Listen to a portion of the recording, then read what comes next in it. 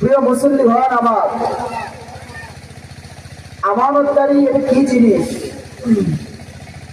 আমানত বলতে আমরা বুঝি একজন মানুষ আরেকজন মানুষের কাছে কিছু বস্তু, অর্থ, সম্পদ বা কোনো কিছু রাখলো সংরক্ষণ করার জন্য।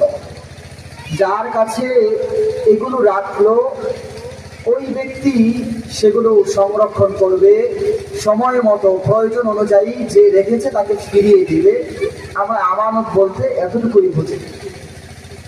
কিন্তু আমানত শুধু এই অর্থের মধ্যেই সীমাবদ্ধ নয়। আমানতের অর্থ আরো বিস্তৃত, আরো ব্যাপক, আরো অনেক।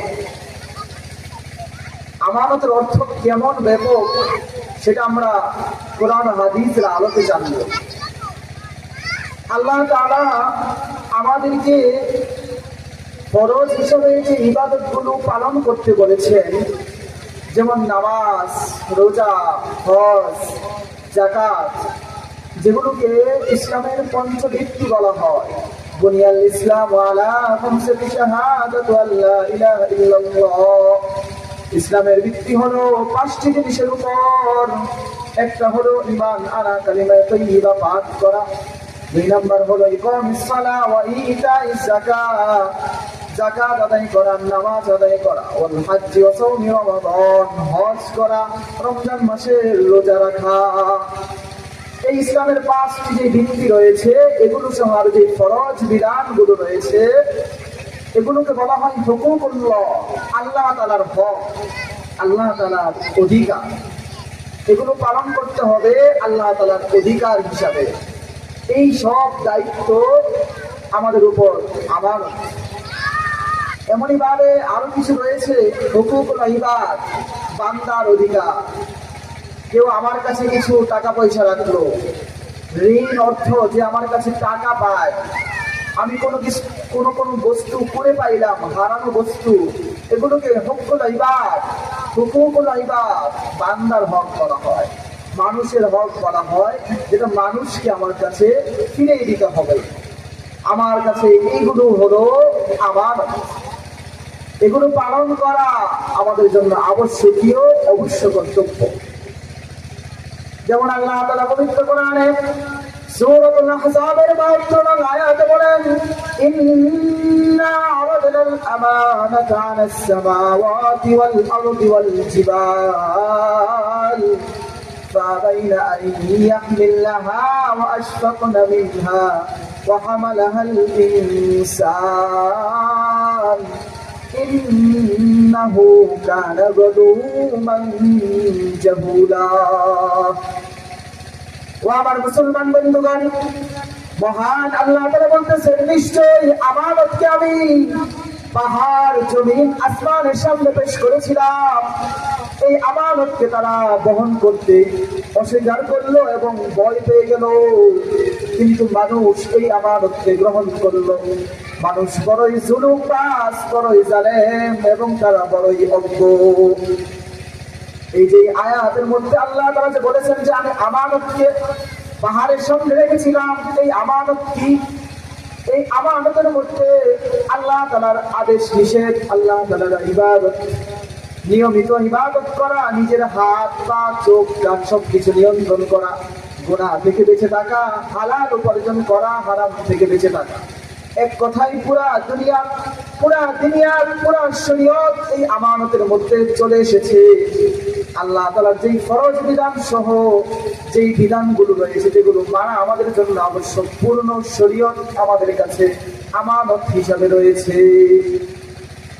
আল্লাহ তাআলা এই আমানত যখন আদম আলাইহিস সালামের সামনে পেশ করেন, তাফসীর ইবনে কাসীরের মধ্যে উল্লেখ করেছেন, আল্লাহ তাআলা যখন এই আমানত আদম আলাইহিস সালামের কাছে দেন, বলেন যে হে আদম, আমি আমানতকে আসমানের সামনে পেশ করেছিলাম। আসমান বলল, হে আল্লাহ, আমি আমানতের ভার গ্রহণ করতে পারবো না, আমি তো ভেঙে পড়ে যাব। এই আমানতকে আমি জমিনের মধ্যে পেশ করেছিলাম। জমিন বলল, হে আল্লাহ, আমি তো ফেটে যাব, আমি এই আমানতের ভার গ্রহণ করতে পারবো না। যখন এই আমানতকে আমি আসমান, জমিন, পাহাড়ের মধ্যে দিয়েছিলাম, পাহাড় বলল, ও আল্লাহ, এই আমানত তো আমি নিয়ে দাঁড়িয়ে থাকতে পারবো না, আমি তো জমিনের সাথে মিশে যাব। আদম আলাইহিস সালাম বললেন, ওগো আমার রব, এই আমানত যদি আমি গ্রহণ করি তাহলে আমার কি ফায়দা, কি উপকার হবে? আল্লাহ তাআলা জানায়া দিলেন, তুমি যদি আমানত গ্রহণ করো, তুমি যদি আমানত অনুযায়ী চলো, আমানতের হক আদায় করো, তবে তুমি জান্নাত পাবে, অনেক প্রতিদান পাবে। আর যদি তুমি আমানতকে গ্রহণ না করো, তবে তুমি জাহান্নামী হয়ে যাবে। আদম আলাইহিস সালাম বললেন, যেহেতু এই আমানত গ্রহণ করার কারণে আমি জান্নাত পাবো, আপনার কাছে থাকতে পারবো, আমি এই আমানত গ্রহণ করলাম। সেখান থেকে এই মানুষের উপর আল্লাহ তাআলা যত বিধানাবলী রয়েছে, পুরনো শরীয়তকে আমানত হিসাবে অর্পণ করা হয়েছে। এই জন্যই বলা হয় এই আয়াতের ব্যাখ্যায়, নিজের স্বাধীন ইচ্ছায় আল্লাহ তাআলা যে বিধিবিধান রয়েছে এগুলোকে নিজের দায়িত্বে আনা, নিজের দায়িত্বে এগুলো অর্পণ করা হয়েছে। এটা গেল যে পুরনো শরীয়ত আমাদের কাছে আমানত, যেগুলো আমাদের মানতে হবে, অবশ্যই পালন করতে হবে। ও আমার বন্ধুগণ, কোন মানুষ দায়িত্বশীল থেকে মুক্ত নয়। প্রত্যেক মানুষ কোনো না কোনো ভাবে দায়িত্বশীল। প্রত্যেক মানুষের উপর ছোট বড় অনেক দায়িত্ব অর্পণ করা হয়েছে। আর এই দায়িত্ব যেগুলো মানুষের উপর অর্পণ করা হয়েছে, এগুলো সবই মানুষের উপর আমানত। কিভাবে আমানত? ইসলামের আলোকে কোনো মানুষ দায়িত্বের বাইরে নয়। আমার কথা নয় বন্ধুগণ, আল্লাহর হাবিব বিশ্বনবী রাসূল সাল্লাল্লাহু আলাইহি ওয়াসাল্লাম বলেছেন, বুখারী শরীফের হাদিস 2554 নং হাদিস, আল্লাহর হাবিব বলেন, কুল্লুকুম রাইন ওয়া কুল্লুকুম মাসউলুন আন রাইয়াতিহি, ফাল আমিরুল্লাযী আলান নাসি রাইন আলাইহিম ওয়া হুয়া মাসউলুন আনহুম, والرجل راع على أهل بيته وهو مسؤول عنهم، والمرأة راعية على بيت بعلها وولده وهي مسؤولة عنهم، والرجل راع على بيت سيده وهي مسؤول عنه، ألا فكلكم راع وكلكم مسؤول عن رعيته। ও আমার মুসলমান বান্দাগণ, আল্লাহর হাবিব বুখারী শরীফের 2554 নং হাদিসের মধ্যে বলতেছেন, তোমরা প্রত্যেকেই দায়িত্বশীল, তোমাদের প্রত্যেকেই তার দায়িত্ব সম্পর্কে জিজ্ঞাসা করা হবে। ফাল আমিরুল্লাযী রা'ইন আলা রা'ইয়াতিহি, একজন শাসক, একজন প্রধানমন্ত্রী তার দেশের নাগরিকদের ব্যাপারে, তার দেশের প্রজাদের ব্যাপারে দায়িত্বশীল। ওহুয়া মাসউলুন আনহুম, তাকে তার দেশের প্রজাদের ব্যাপারে জিজ্ঞাসা করা হবে। যেই দেশের যেই দায়িত্বশীল রয়েছে, ওই দায়িত্বশীলকে জিজ্ঞাসা করা হবে কাল কিয়ামতকালে, তোমার অধীনস্থ যেই লোক ছিল তারা কি নামাজ পড়েছে কিনা, তোমার অধীনে যেই সমস্ত লোক ছিল তারা কি হালাল পথে চলেছে কিনা, তুমি কি তাদের জন্য সুন্দর কর্মস্থানের ব্যবস্থা করেছো কিনা, তুমি কি তাদেরকে নামাজ পড়ার জন্য সময় দিয়েছো কিনা, সুযোগ দিয়েছো কিনা, তুমি তাদেরকে স্বাধীনভাবে ধর্ম মানার সুযোগ দিয়েছো কিনা। কাল কিয়ামতকালে শাসনকর্তাকে, দেশের প্রধানমন্ত্রীকে এগুলো জিজ্ঞাসা করা হবে। এই জন্য আমরা যারা দায়িত্বশীল, যারা দেশের প্রধানমন্ত্রী, তাদের জিজ্ঞাসাও হবে বেশি। হাদিসের দ্বিতীয় অংশে আল্লাহ রাসূল বলেন, ওয়ার রাজুলু রা'ইন আলা আহলি বাইতিহি, একজন পুরুষ তার ঘরের ব্যাপারে দায়িত্বশীল। ওয়া হিয়া মাসউলুন আনহুম, এই ব্যাপারে তাকে জিজ্ঞাসা করা হবে। আমি একজন স্বামী, আমি একজন বাবা, আমি একজন দাদা, আমি একজন চাচা, আমাকে কাল কিয়ামতকালে আমার পরিবার সম্পর্কে জিজ্ঞাসা করা হবে। আমি যদি নামাজ পড়তে পড়তে আমার চোখের মধ্যে, আমার কপালের মধ্যে কালো দাগ ফেলায় দিই, আমি বড় হজ করে আসি, আমি 5 ওয়াক্ত নামাজ জামাতের সাথে আদায় করি, কিন্তু যদি আমার পরিবারের লোক, আমার ছেলে, আমার মেয়ে নামাজি না হয়, আমি 5 ওয়াক্ত নামাজ পড়ি, পরে মুসলমান বান্দাগণ আমার মেয়ে পর্দা করে না, ও আমার মুসলমান বান্দাগণ, আমি 5 ওয়াক্ত নামাজ পড়ি, আমার ঘরের স্ত্রী আমার কথা শোনে না। ও আমার মুসলমান বান্দাগণ, আমি নামাজ পড়েছি, আমি হজ করেছি, কিন্তু আমার ছেলে নামাজে আসে না। ফজরের সময় আমি আগে আগে মসজিদে চলে যাই, কিন্তু আমার ছেলে, আমার পরিবারের লোকজন ঘুমিয়ে থাকে। সূর্য ওঠার পরে তারা ঘুম থেকে ওঠে। তাহলে মনে রাখুন গো মুসলমান, আপনাকে কাল কিয়ামত কালে জবাবদাহি করতে হবে। আপনাকে আপনার পরিবারের সদস্যদের ব্যাপারে জিজ্ঞাসা করা হবে, তুমি তো নামাজ পড়েছো, তোমার ছেলে কেন নামাজ পড়ে নাই?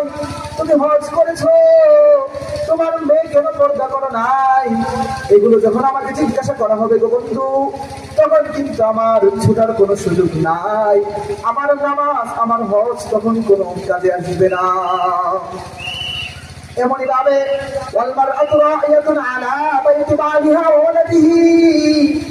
আল্লাহর হাবিব বলতেছেন, একজন নারী, একজন স্ত্রী তার ঘরের স্বামী এবং সন্তানদের ব্যাপারে দায়িত্বশীলা, তাকে তার এই দায়িত্বশীলতা সম্পর্কে জিজ্ঞাসা করা হবে। ও আমার পর্দার আড়ালের মা বোনেরা, মন দিয়ে শুনে রাখুন।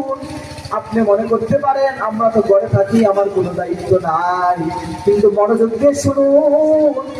আপনি আপনার ঘরের যে স্বামী রয়েছে, এই স্বামীর ব্যাপারে দায়িত্বশীল। আপনার স্বামীকে হালাল পথে উপার্জন করে কিনা, সেই বিষয়ে আপনি তাকে সতর্ক করেছেন কিনা? আপনি নামাজ পড়েন, আপনার স্বামী নামাজ পড়ে কিনা?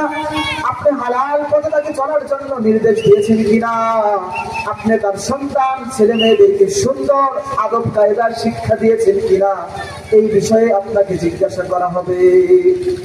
এই জন্য কেউ এই দায়িত্বশীল থেকে মুক্ত নয়।